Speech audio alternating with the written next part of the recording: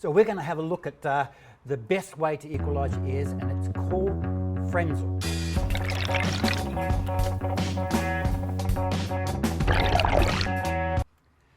Now, it comes from 1938. It was utilised by a guy called Hermann Frenzel, a German, and it was brought into use in the World War II for dive bombers to handle the ears when their plane dive bombs down. Now, first of all, we're going to have a look at what the Frenzel method replaces. Now, when we're scuba diving or shallow snorkeling, we often use what's called the Valsalva method. This huge muscle called the diaphragm, pushing the air up through your lungs, up through into your mouth, into the nasal area, through the eustachian tubes to clear. And we've got this great big muscle pushing air through two tiny tubes. And that's the problem you run into it. You first run into is the fact that it's a big muscle and there's not a hell of a lot of control, and you're getting the air through a tiny tube. So the Frenzel handles that. The other thing that happens is when you start diving deep, the air in your lungs also shrinks. And so if you go down to below what's called your residual volume, when that is the volume of air that you still have in your lungs after you've breathed out. So if you breathe out all your air, you can't breathe any more out, there's still some in there. That's your residual volume. So when you go down to the level where the pressure forces the lungs smaller and smaller and smaller, you'll get to a point where you meet your residual volume.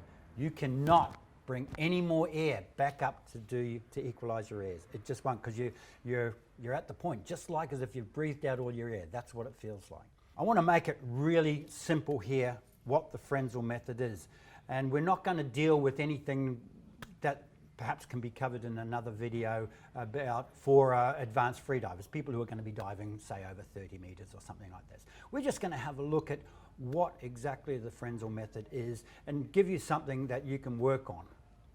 Okay, the Frenzel creates a chamber by, one, closing your glottis. Okay, here we go. The glottis is in here. So when you close it, it sounds like, you know, a cough. Cough is like air pressing against a closed, the closed glottis. See, that's your glottis. That's me breathing out and then closing my glottis. When the glottis is closed, no more air can go in or out of the lungs. So the next part is you close your nose. So now we're getting a chamber that goes from the glottis up through to the nasal passages here by pinching the nose. Okay? The last part of it is sealing in your mouth so that no air can come out past your tongue. And it's quite simple. It can be done in certain places. It can be done at the front of the mouth. This is your tongue. The tongue can go up against the teeth there. It can go straight up onto the roof, or it can go back onto the soft palate here. Doesn't matter. The important point is you get a seal. So now you've got a chamber, and let's have a look at that chamber. The chamber extends from the glottis up to the nasal cavity where they're pinched, and it's sealed with the tongue on the roof of the mouth, or back here on the soft palate, or even up here hard against the teeth. It doesn't matter too much at this point in time. That means this area here, this chamber, is sealed. And the trick here, this is what the Frenzel is all about, is once this is sealed, pressurizing this chamber. And it can be done by the raising of this tongue.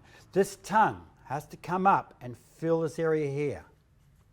And just by doing that, it's a very controlled and powerful way of pushing air that's in this there up through these eustachian tubes. Just by creating that as a sealed chamber and using your tongue. to pressurize it. You'll know you're not using Valsalva when you can put your hand here, pinch your nose, and still clear your ears, and not feel your diaphragm move up and down. So you're not going, see, that's the Valsalva. You can see I'm pressurizing the air with my diaphragm. Here, no use of the diaphragm. So there's two levels of pressurization. The first level is just by moving the tongue back, and it looks like this. Simple as that. I'll do it again. All it is the tongue, you see it go back, up through there, and it pushes up against the roof of the mouth. The next one is where you bring your glottis up a little bit more, and this basically is a little bit more tension of the muscles in the area, and it further pressurizes it. And it'll look like this. I'll do the first bit and then the second bit.